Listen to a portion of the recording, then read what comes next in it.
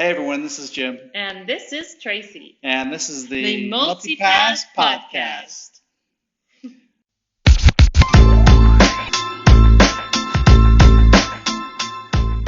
All right, this week, hey, by the way, we just got off vacation, We sure did. and we spent a week in Utah.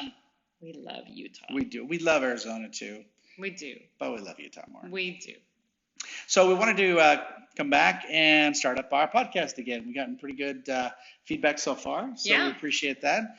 And one of the things we really want to discover is, what is it that people find valuable in the podcast? One thing we've tried to intuit, yeah, I like that word, intuit. Yeah, it's a good one. It's a Nice good one. one, yeah. Yep. Big Word word. of the day is Intuit.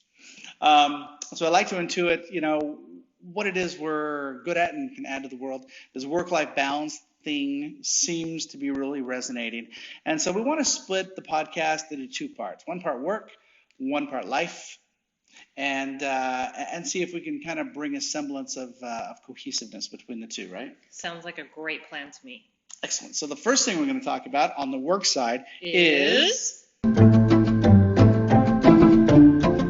how to deal with friends or clients. That's a great one. Which one is it? So I kind of heard both sides of this. So the first side says, if you get too close, then it affects the business relationship. Like people tend to define that sometimes with, are you on Facebook? Are you business friends with your business people on Facebook? That sort of thing.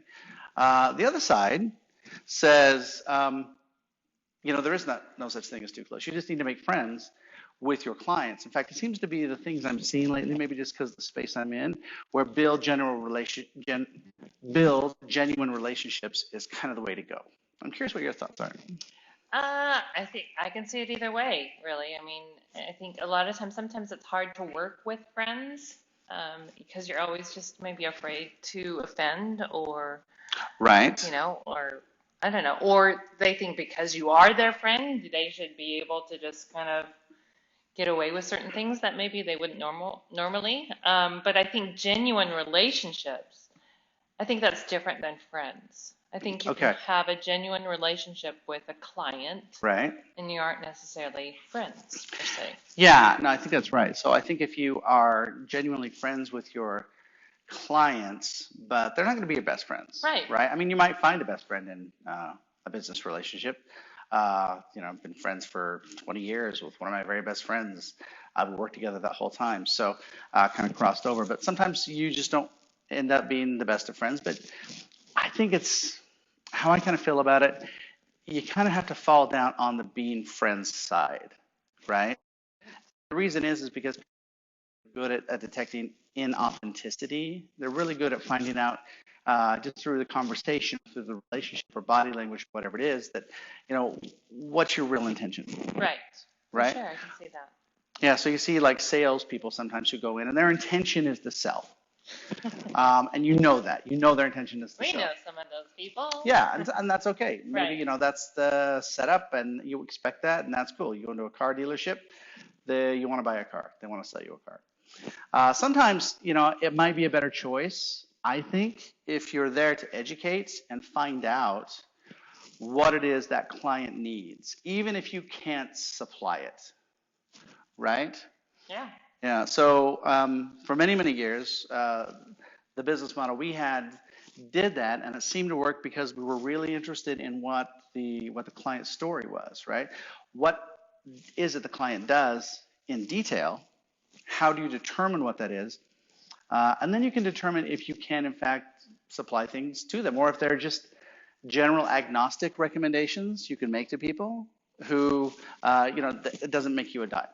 And it's really funny because when we did that, when we found those moments of, I call them, agnostic recommendations, that just built the relationship so much more because then they realize you really are there to kind of educate them. You're not just there to sell them something. Right. Right? Right. So I think that comes through that whole relationship, that building that relationship in the right way. Well, and I think you can also take that other approach, that salesman approach, also in blending those two together and making that genuine relationship where you have to, like you have said, you have to be able to speak their language, and you have to be able to kind of be able to relate to them in that sense. Right. And that really is just, it's a good salesman, someone who can go into different places and be able to kind of Yeah. jive and melt with, Yeah. whoever Kind of it zig is. or zag, Yeah. whichever way it's going to Yeah, go. and it's not ingenuine. It's just someone who's able to really Right. be friends with everyone. Right. Great point. So is it inauthentic to understand how your friends talk and to try and talk? Like if you go to a bar or if you go to a play or if you just go hang out with your sports friends or if you just go hang out with your Dungeons and Dragons friends, right? Who has Dungeons and Dragons friends? But if you do that, you tend to kind of move your language. You tend to kind of move your communication style a little bit this way or a little bit that way because that's kind of what the group dynamic demands. Right. So is that being inauthentic? No, I don't think so. I don't think so either. I don't think so either. And so that's really hard to understand. You want to just come in and just be you no matter what. If that's your style, that works for you, great. I don't think it always works because you don't understand what the room wants. And my general intention is always to understand what the room wants and to be able to deliver that. Or if I can't deliver that, understand that I can't deliver it and find somebody who can. Right? Authenticity. And so it really just comes back to, are they clients or are they friends? I think they should be friends. Why wouldn't you want to be friends with somebody you're doing business with? There could be a friend, client, blend, friend, and... For sure. Yeah, absolutely. You're kind of a friant. A friant. That's it. A It's cleanse. a new word. Cleanse sounds like a condition. It sounds like a... I just clemmed. So not cleanse, no, Yeah. no. Okay. But Okay. maybe friants. All right. Maybe Cool. friants. All right, I like it. To life, l'chaim, l'chaim, l'chaim, to life. Hi. So we're back. And not that you would know that we laughed because it just goes on. There's been like a ton of time between this clip and the previous clip. So what has happened is kids have come home from school. Tracy had ice cream and had to clear her throat like a million times. I had to get a drink. Xander needed help with his common multiples and common denominators. Roy needed help too. Rory needed help with her stuff. Rory's currently mad at us because we're making her be quiet. So that's what's happened between now and then. But what we wanted to go into here in the background, hey. Is how to balance kind of family and work time. Speaking of family balancing, like we're doing right now. Yes, exactly. Yeah. And how to really, when you make family time or you plan, we're going to have some family time, we're going to go do something sort of thing, and how sometimes your work will still conflict or have. Yeah, so here's exactly. So here's really what we got to figure out is, and we have to do it, you have to do it, we all have to do it, right? How important is our work to our family? Because I think we can all agree our family is the most important thing to us. Right? So, and I think we all go through times when we have that, we get kind of lost in the work. Right. And we have to find my opinion, I think yours is too, right? We have to find our way back.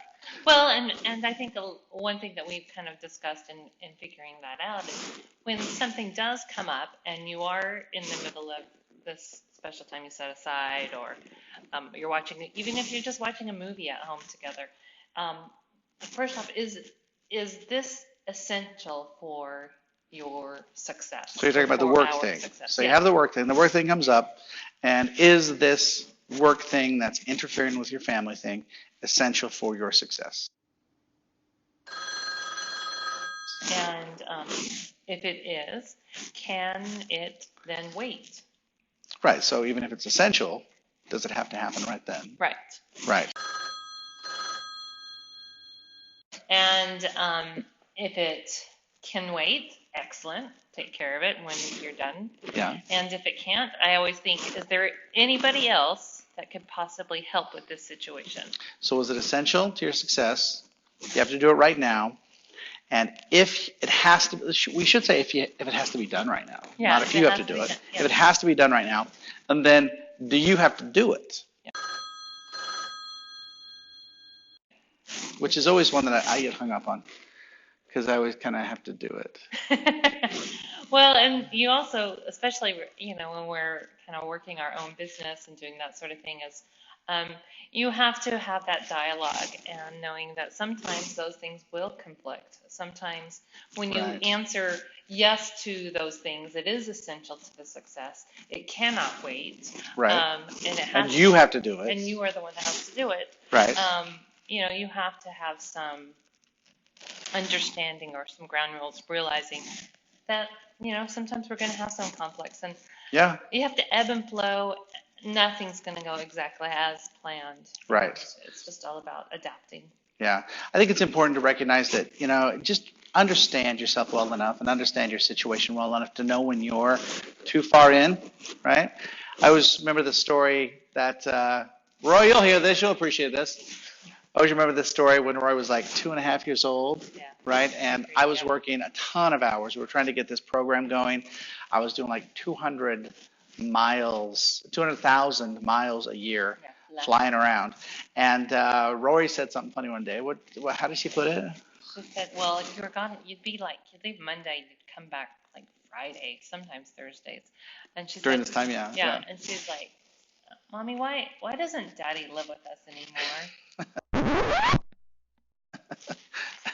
And so that was one of those wake-up calls for me. It's like, okay, well, that's too much, I think.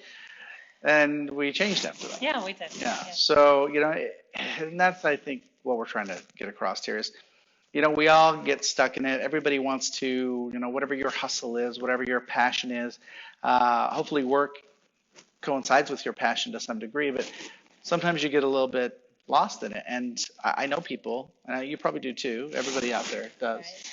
who are lost in it. And I just feel really kind of bad, when you ask somebody how's their wife or how's their family, and the response is this formed negative, right? And they've lost, kind of touch with that relationship, and they've lost touch with what, that most important thing is in their whole life, And so I think about it, you think about it. Well, I think it's one thing that you have to do, and just to be able to keep things in check. I know Jim keeps me in check, like when I'm obsessed on my phone or something like that for some odd reason, or when I was running my own business with the LuLaRoe stuff, and it was those type of things that we would have to ask, is this important right now? Mm-hmm. Yeah. And so that's one thing that is nice, that you can have someone else that kind of help that keep you in check. What is truly important. And everybody's line's different. So certainly, and we all go on both sides of it, so there's no judgment here. But, if your family life is good and you want your family life to be good, and you want to continue to have your family life be good, right, which I think is the most important thing for all of us, right? You have to foster that relationship, and you have to say, it's not going to wait till later. Right, I have to build this right now, and so I have to take 90 hours a week on this and no hours a week on my family. It just doesn't. I really truly believe it just doesn't work that way. Sorry. So it's So what are the three things again? So is this essential? Is this essential for to your success? Is this something that can wait? Right, can it wait? Or you have to do it right now, and then do you have to do it? And do you have to do it? You have to do it. So those are the three things. Putting that together for the work-life balance. Yeah, that's what we got. And that's it, right? So those are the two things. Again, we'll be back hopefully on a daily basis. Thank you for thank you for tuning in again. I know we were on vacation last week, and we hope to have more guests on too as we go forward. I think we figured out some of our sound issues, so we should be better there. And until next time, this is Jim. This is Tracy. And this is the Multipass Podcast. To our agreement, to our prosperity, to good health and happiness, and most important, to life, L'chaim, L'chaim, L'chaim, to life. Here's to the father I've tried to be, here's to my bride to be. Drink L'chaim, to life, L'chaim, L'chaim, L'chaim, to life. Life has a way of confusing us, blessing and bruising us.